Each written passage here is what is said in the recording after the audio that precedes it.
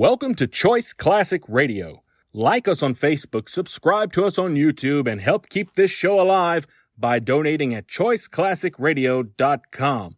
For more of your favorite old-time radio shows, join us on our companion podcast, Choice Classic Radio, Mystery, Suspense, Dramas, and Horrors, where we bring to you the most mysterious tales that the golden age of radio had to offer. And now, with 116 episodes made, broadcasting from 1949 to 1953, we bring to you Richard Diamond, Private Detective.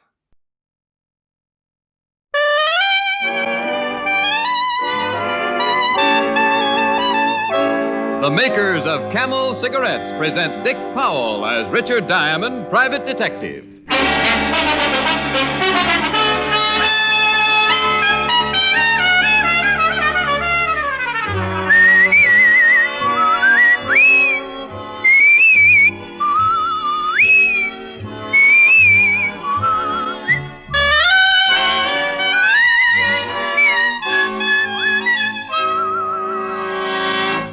Here's a question that was asked of 113,597 doctors in a nationwide survey a few years ago. What cigarette do you smoke, Doctor? The brand named most was Camel. Again and again since then, a cross-section of America's doctors has been asked that same question. And again, every time, the brand named most has been Camel. Yes, according to repeated surveys, more doctors smoke Camels than any other cigarette.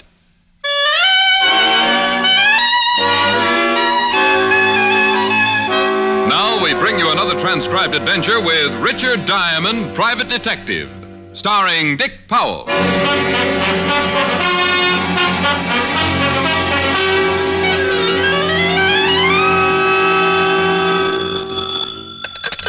Diamond Detective Agency.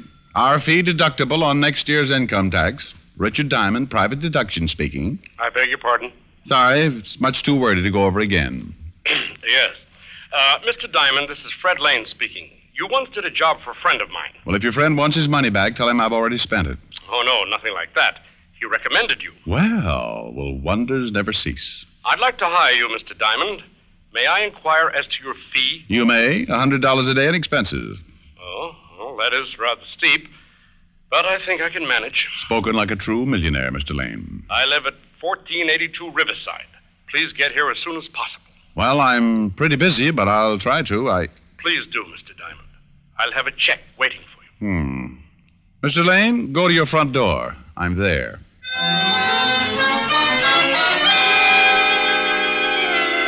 People who promise to have checks waiting are people for whom Diamond loves to work. I went downstairs, picked up my car, and drove to the address on Riverside. Rang the doorbell, the door opened. Then my blood pressure started doing push-ups. She was tall, blonde, and wore a dress that would have even been banned on television.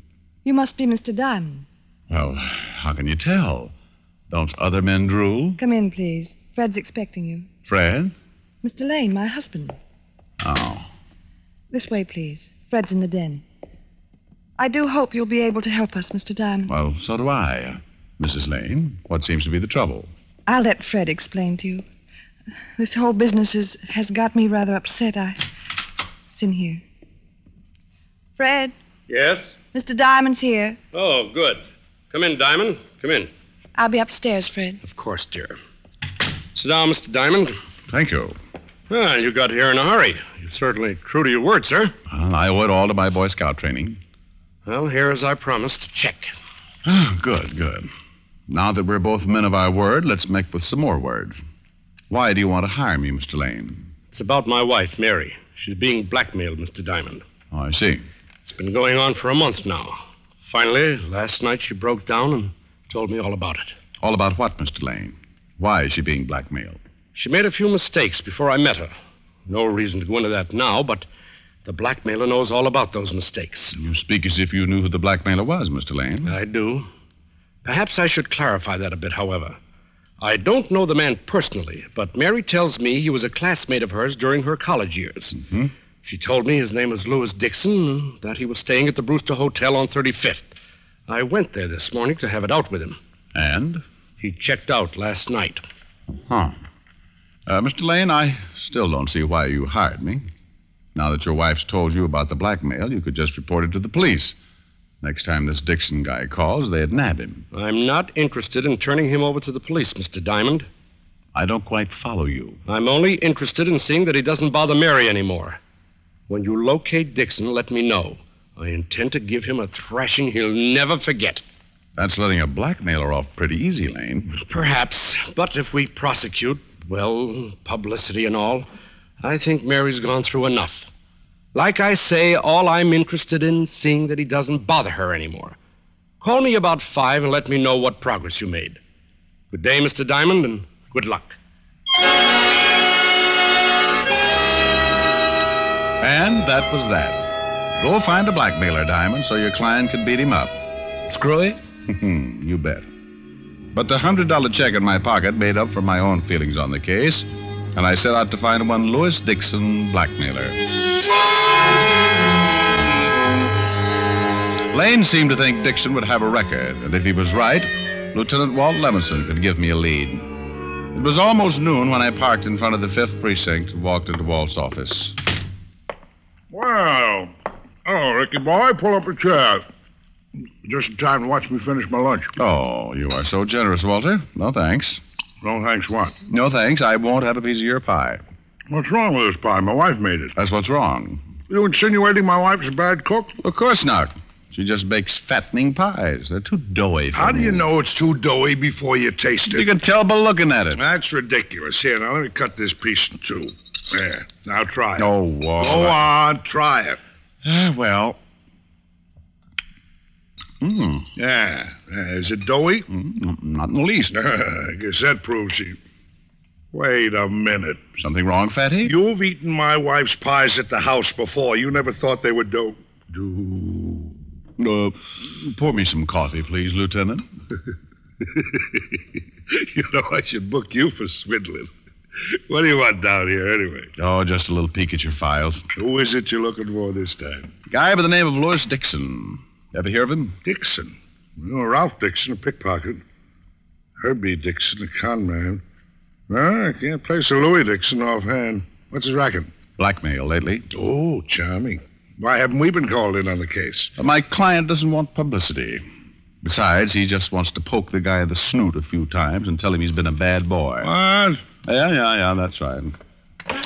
Finish what's left of your pie while I go through the files. And, Walt, Yeah? have your wife bake lemon meringue next time, huh? Oh. I checked the files. There was nothing on Louis Dixon. I thanked Walt, went to my car, and drove across town to a little bar called the Bat's Cave. The Bat's Cave was as dingy as the name implied, but I didn't go there for entertainment. I was looking for Rabbit Jones, the guy who knew more about the underworld than Rudolph Halley. Like most informers, Rabbit Jones was a mean, whining character, and he didn't like me any more than I liked him. But he did like my money, and I liked his information. It was always a fair trade. I found him in the last booth, nursing a half-filled glass of beer. Ah, hello, Rabbit. Oh. Well, now that's a cheerful greeting. You must have won a horse race today, or weren't you running? Big joke. Ha-ha. Beer. Oh, Rabbit, you spread sunshine wherever you go, don't you? Who asked you to sit down? Oh, Diamond, I get sick of you private dicks. Go bother someone else. Oh, drop the small talk, Rabbit. I won't pay over the usual price, so don't make your information hard to get. Maybe I got none to sell. Pal, the day you stop selling information, I start knitting argyles. Okay. Who is it? Louis Dixon. Where's the dough? You know I always pay. Well, this ain't my week for trusting people. Fork it over. Suit yourself. There. Now about Louis Dixon. Never heard of him. Let go of Now, me. don't get smart, Rabbit. I pay for talk, straight talk. Okay. Take your hands off of me. Hi there. You rough boys got to show your muscles, huh? Oh, shut up. You don't get my money unless you earn it, Rabbit, so start earning. Like I say, I never heard of a guy named Louis Dixon. But you know, with my contacts, I can find out about him, so drop the rough stuff. How long will it take? Well, that all depends. What's this Dixon guy's line? Blackmail. There's a chance he might have been mixed up in some other rackets the past few years. Give me 2 hours. If he's been around lately, I'll find out. Now make it 1 hour. I'll meet you back here. Okay. Hey, Diamond. Yeah? I wish I had more nerve. If I had more nerve, I'd slip a shiv in you some night. Oh, I wish you had more nerve, too, Rabbit. I'd enjoy beating you to pieces for trying it. On your way, punk. Rabbit shuffled out of the bat's cave with a slow, heavy step, like a man reluctant to step out into the sunlight. I spent the next hour checking contacts of my own, then returned to the bat's cave and waited for Rabbit. He came in a half an hour late, took the stool beside me, and ordered a beer before he turned to me. Oh, you picked some tough guys to get a line on, Diamond. Oh, I had a bad time. Stop singing the blues, Rabbit. Yeah, and if the guy has worked the rackets, he's been quiet about it. I couldn't find one guy who knew him. You sure of that, Rabbit? Oh, sure, I'm sure. I did find a few guys who'd heard of him, though. Keep talking. Now, 2 different guys were at Squeaky Horner's floating crap game the other night. And they say a guy named Louis Dixon was there.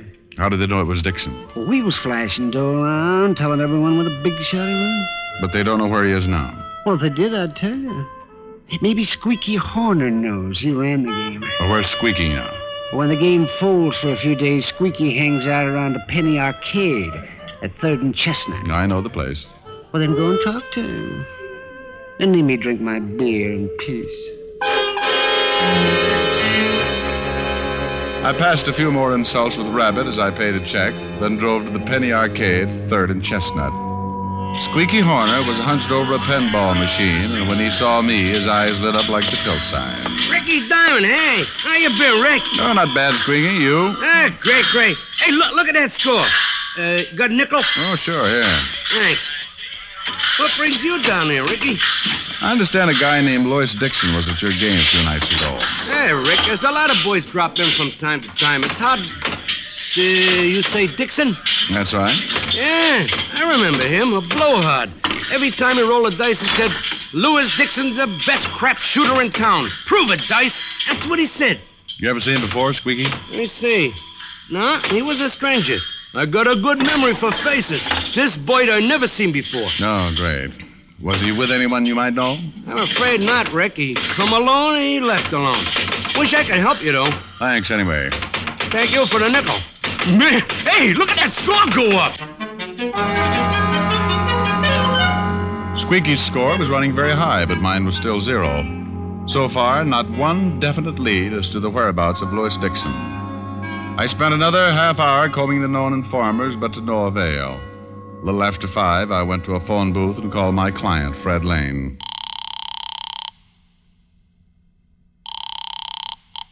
Hello? Mr. Lane? Who's this? Richard Diamond. It's Walt, Rick. Walt, what are you doing there? Can't you guess? Oh, no. Uh-huh. Red Lane, your client, Rick? Yeah? Better get over here right away. You are now unemployed. Lane? That's right. Murdered.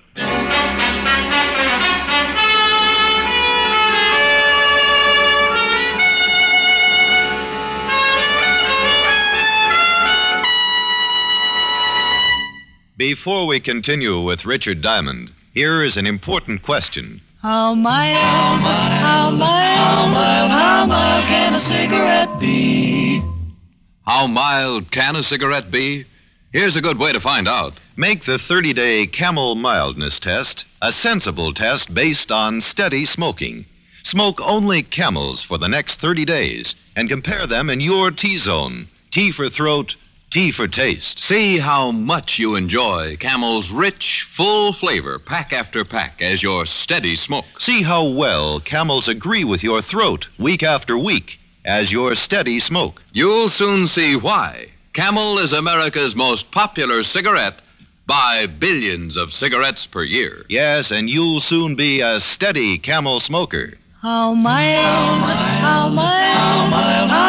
can a cigarette be? Make the Camel 30-day test and you'll see. Smoke Camels and see. And now, back to Richard Diamond, Private Detective, starring Dick Powell.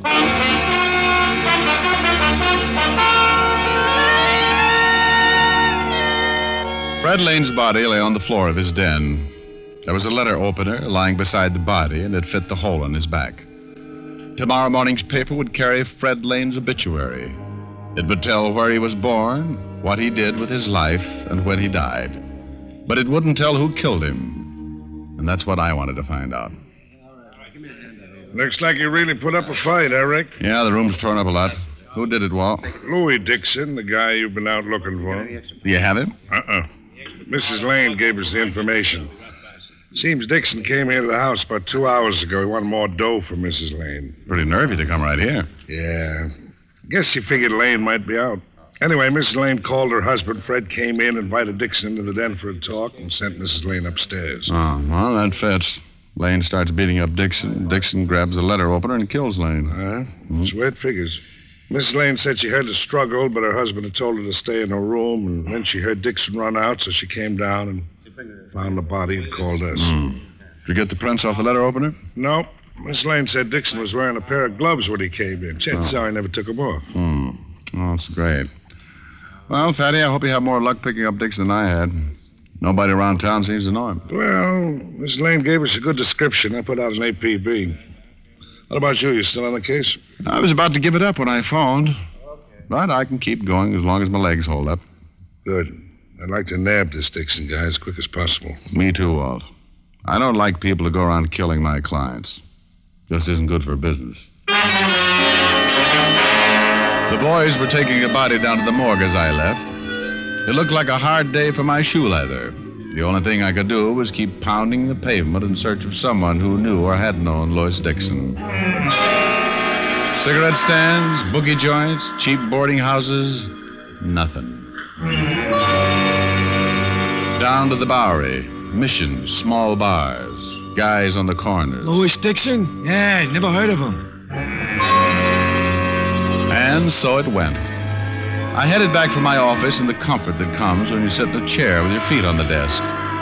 But when I reached the entrance of the office building, Squeaky Horner was standing there waiting for me. Hey, Ricky, where you been? I've been waiting here a long time, almost an hour. Oh, what's on your mind, Squeaky? You still looking for Louis Dixon? That's a silly question. Why? Because I seen him about an hour and a half ago. Are you sure? Sure, I'm sure. I got a good memory for faces. After I leave the arcade, I'm walking up 3rd and I see him. Big as life. Where is he now? I tail him, see?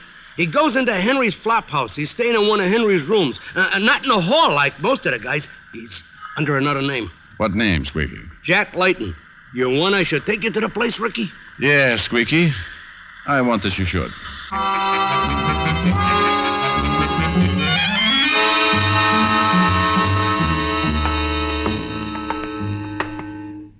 Here's the room, Ricky. You want I should knock? Never mind. What? Just hold it right there, Layton. Or is it Dixon? What are you talking about? What's the idea of busting in here like this? What about it, Squeaky? Is he the guy? No doubt about it, Ricky. He's the same guy who was at the game a few nights ago. What game are you talking about? I never seen you before in my life. All right, Squeaky. I can take it from here. Thanks a lot. Anytime, Ricky. Hey, what gives anyway, bud? Suppose you tell me, Dixon. Why do you keep calling me Dixon? The name's Jack Layton. Well, we'll see about that. There's one person who should be able to identify you for sure. Fred Lane's widow. Get your hat, pal.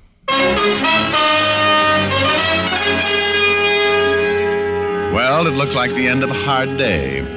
I forced Layton, or Dixon, outside and into my car. Then we drove to the Lane house on Riverside. The police had left and Mrs. Lane was alone. I took my man inside and Mrs. Lane looked at him closely. I knew it would be just like the movies. She'd point and say, "That's him. That's the man, Mr. Diamond." I'm sorry, Mr. Diamond. What? I've never seen this man before in my life. This, dear children, is the story of why a detective gets ulcers. But as I was driving Layton back toward town, I began thinking. Squeaky Horner had never been wrong about a man before. And why had Dixon been so hard to locate? I hadn't been able to turn up one man who knew him. So instead of driving Layton back to his room, I drove to the Brewster Hotel, where Lane said Dixon had been registered for a week. There it was a different story. The desk clerk positively identified Jack Layton as the man who had registered as Louis Dixon. At last, things began to shape up.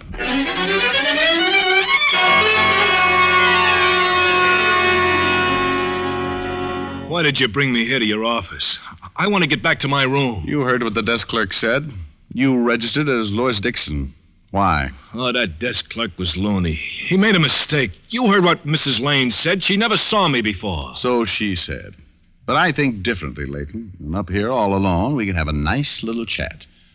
You're going to tell me all about it. I got nothing to say. No? Well, then suppose I open the conversation. Now, that was a first sentence, Layton. Now, do I start on a paragraph, or will you talk instead? I don't know a thing. Okay, stupid. We'll do it the hard way.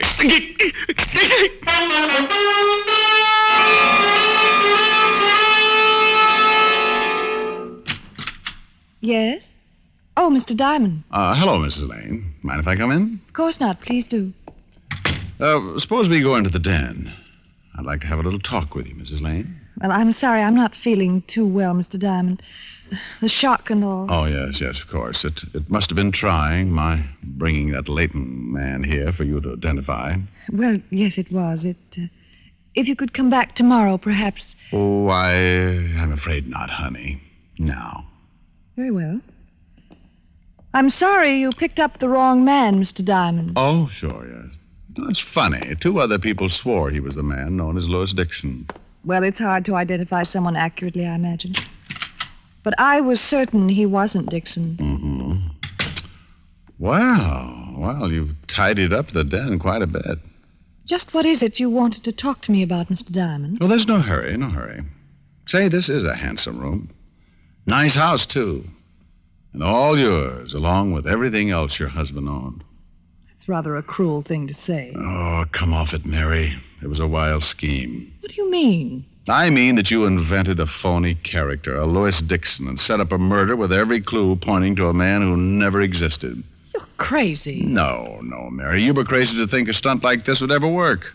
You hired a bum named Jack Layton, gave him money, had him register at the Brewster Hotel as Louis Dixon. Then you had him hit some of the gambling joints and make sure people heard his name as Louis Dixon. Then he was to disappear. I won't stay here and be insulted. No? Oh, soon I'll take you down to headquarters. You can be insulted there. Well, I hope you have proof, Mr. Diamond. You'll need it. Well, Layton was reluctant at first, but let's say I persuaded him to talk. I dropped him by the 5th precinct on my way over here. How much do you make as a private detective, Mr. Diamond? Oh, Mary, don't talk like that. First chance you got, you'd stick a knife in my back, too. Well, it was just a suggestion. After all... No, drop it now. Well. First a letter opener on your husband, and now you try to bean me with a paperweight. Honey, you're just not safe around a desk, are you?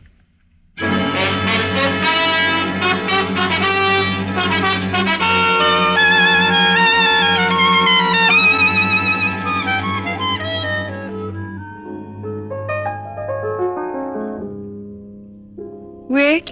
Yes, Helen, dear? I've been thinking. Show off. No, really. I think you should put your business on a more dignified level. You don't say. You should try and attract a higher type clientele. Oh, I don't know. This Lane fellow I work for today was no slouch. But what happened to him? He got killed. That's the trouble with your cases. They're too dangerous. If you don't get into trouble, your clients do. True. You should concentrate on more simple cases for wealthy clients, like divorce cases and inheritance claims. Oh, great. Maybe I should even carry a powder puff in my shoulder holster. All right, so it wouldn't be as exciting. Get the same fee and you wouldn't get so many black eyes. Then I couldn't come here to you for sympathy, dear. Rick, I'm serious. Okay, honey, okay. Now tell me, just how do I go about attracting a higher type clientele, as you put it? Well, you start off by putting on a more pretentious front. Meaning I eat more? Meaning you act a little more dignified. Well, do go on, Miss Asher. You should also have someone at the office to answer the phone for you. Oh, Helen, it only rings once or twice a day. I think I have enough strength to pick up the receiver that often. Well, it's strictly for appearances. Oh, I see. Anyone in mind for the job? Well, I have a lot of free time. Well, fine, dear, fine. I'm glad it's free. I should be able to afford that. And then after we build up the business... Rick, are you listening? Oh, sure, baby, sure. You are not. You're just waiting for me to take a pause so you can sneak in a song. Oh, honey, how can you be so suspicious? But, since you did bring up the matter... I should have known better. Oh, live and learn, dear. Live and learn. If they ask me, I could write a book about the way you walk and whisper and look. I could write a preface on how we met, so the world would never forget. And the simple secret of the plot is just to tell them that I love you a lot.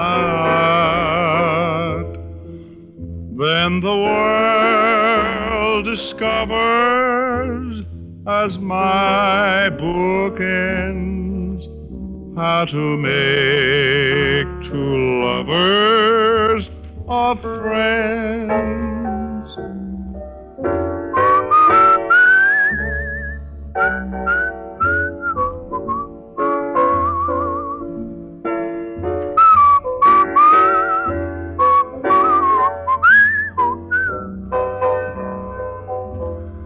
Then the world discovers, as my book ends, how to make two lovers of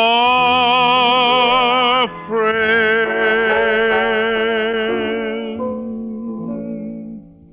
Oh, very nice. Well, thank you, sweet.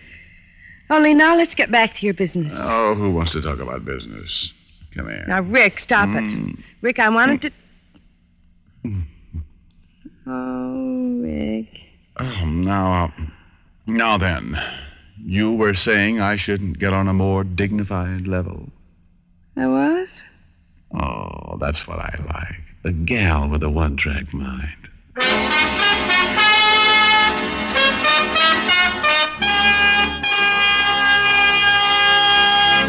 Dick Powell will return in just a moment. What's America's most popular cigarette? Camel is in the lead by billions of cigarettes per year. One reason is that America's smokers have found out how rich, how flavorful Camels are, pack after pack. Another reason is that America's smokers have discovered how well Camels agree with their throats week after week. Are you smoking the cigarette America enjoys most? If not, start smoking mild, flavorful Camels tonight. How mild, how mild, how mild can a cigarette be? Make the Camel 30-day test and you'll see. Smoke Camels and see.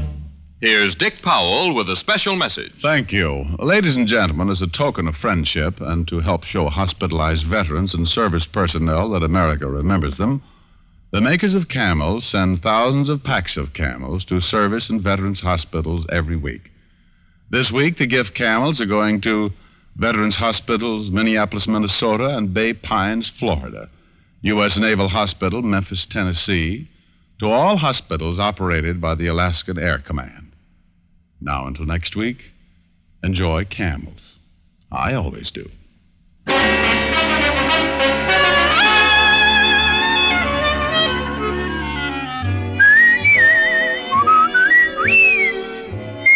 Tonight's adventure of Richard Diamond was written by Dick Carr with music by Frank Worth. Virginia Gregg was heard as Helen Asher and Alan Reed as Lieutenant Walt Levinson. Others in the cast were Benny Rubin, Mary Jane Croft, Howard McNear, and Peter Leeds. Richard Diamond, Private Detective, is transcribed in Hollywood by Jaime Del Valle.